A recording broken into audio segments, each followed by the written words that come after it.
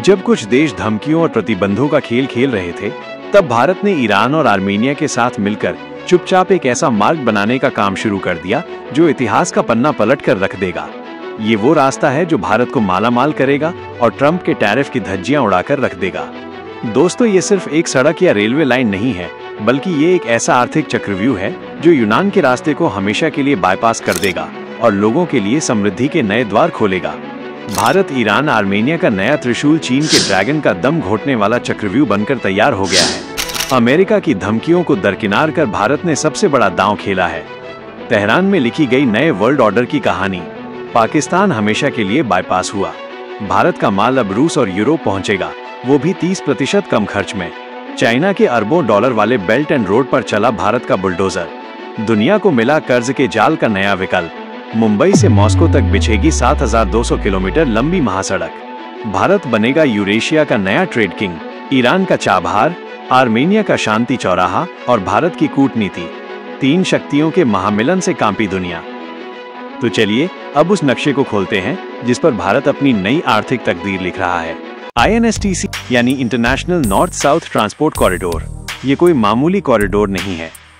ये 7200 किलोमीटर लंबा एक ऐसा मल्टी मोड नेटवर्क है जिसमें समंदर, जमीन और रेल तीनों की शक्ति शामिल है। आसान भाषा में समझिए, ये मुंबई को ईरान के रास्ते सीधे रूस के सेंट पीटर्सबर्ग और यूरोप के बाकी हिस्सों से जोड़ने वाला एक स्टील का फौलादी धागा है। सितंबर 2025 में जब दुनिया का ध्यान कहीं और था, तब भारत, ईरान और आर्मेनिया के शीर्ष अधिकारी तेहरान में मिले और इस प्रोजेक्ट को रॉकेट की रफ्तार से आगे बढ़ाने का संकल्प लिया। ये बैठक इस त्रिपक्षीय साझेदारी की तीसरी और सबसे निर्णायक कड़ी थी। अब तक भारत का ज्यादातर व्यापार पारंपरिक समुद्री रास्ते यानी स्वेज नहर से होकर गुजरता था। ये रास्ता न केवल बहुत लंबा है, बल्कि इस पर कुछ देशों का दबदबा भी है। इस रास्ते से भारत से यूरोप तक माल पहुंचने में 40 से 50 दिन लग जाते हैं। लेकिन INSTC इस पूरी कहानी को बदल देगा। शुरुआती स्टडीज और ड्राई रन्स ने ये साबित कर दिया है कि इस नए रास्ते से दूरी 40% तक कम हो जाएगी और लागत में भी 30% की सीधी कटौती होगी। यानी जो माल 1.5 महीने में पहुंचता था, वो अब सिर्फ 20 से 25 दिनों में अपनी मंजिल पर होगा।